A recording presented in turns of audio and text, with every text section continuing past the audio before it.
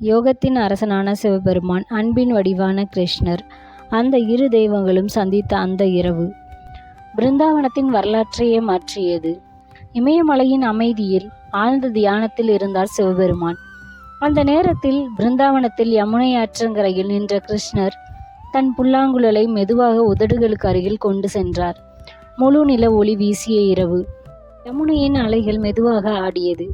காற்றே கூட கிருஷ்ணரின் வரவை எதிர்பார்த்து இருந்தது போல இருந்தது. அடுத்த நொடி கிருஷ்ணரின் விரல்கள் புல்லாங்குழலை தொட்டன. பிருந்தாவனமே மூச்சை நிறுத்தியது. அந்த இசை சாதாரண இசை அல்ல, ஆன்மாவையே உருக்கும் தெய்வீக நாதம். மலைகளையும் வானத்தையும் உலகங்களையும் கடந்து பயணித்தது. இறுதியில் அந்த நாதம் சிவபெருமானின் காதுகளை சென்றடைந்தது. இந்த இசை யாருடையது? அந்த ஒரு நொடியிலே சிவபெருமானின் உள்ளம் கிருஷ்ணரின் இசையில் கரைந்தது. அந்த தெய்வீக நாதத்தின் மூலத்தை காண சிவபெருமான் உடனே பிருந்தாவனத்திற்கு புறப்பட்டார். அங்கு ஆயிரக்கணக்கான கோபியர்கள் கிருஷ்ணரின் புல்லாங்குழல் இசையில் மயங்கி ராசலீலா ஆடிக்கொண்டிருந்தனர். அது பூமியில் நடந்த சொர்க்கம் போல் இருந்தது. அந்த காட்சி கண்ட சிவபெருமான் தன்னையே மறந்து நின்றார். அவரின் மனதிலும் ஒரு ஆசை பிறந்தது. நானும் இந்த ஆனந்தத்தில் கலக்க வேண்டும். அப்போது ஒரு கோபியர் சிவபெருமானை தடுத்து நிறுத்தினாள். இங்கு ஆண்களுக்கு அனுமதி இல்லை என்று கூறினாள். இந்த ராசலீலாவில் ஒரே ஒரு ஆண்மகன் மட்டுமே இருக்க முடியும். அதுவும் அவர் கிருஷ்ணர் மட்டுமே.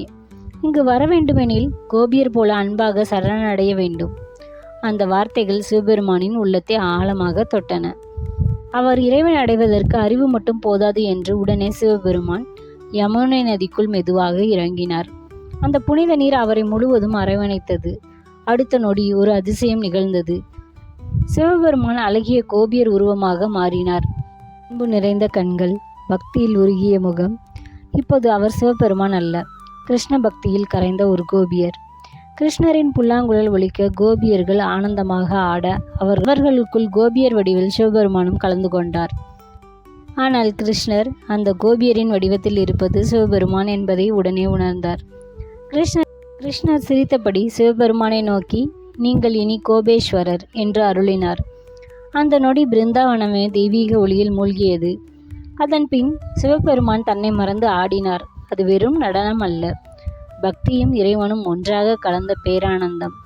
இந்த கதையின் பின்னால் ஒரு ஆழமான உண்மை இருக்கிறது. இறைவனை உணர சில நேரங்களில் ஞானத்தை விட உருகும் அன்பே பெரிய பாதையாக மாறுகிறது. அந்த இரவு முடிந்தாலும் பிருந்தாவனத்தில் ஒலித்த அந்த புல்லாங்குழல் இன்றும் பக்தர்களின் இதயத்தில் ஒலித்து கொண்டே இருக்கிறது. பக்தி என்பது இறைவனில் முழுமையாக கரைந்துவிடும் நிலை. வீடியோ பிடித்திருந்தால் லிட்டில் தமிழ் லிஜெண்ட் சேனலை சப்ஸ்கிரைப் செய்யாதவர்கள் சப்ஸ்கிரைப் செய்து கொள்ளுங்கள். நன்றி.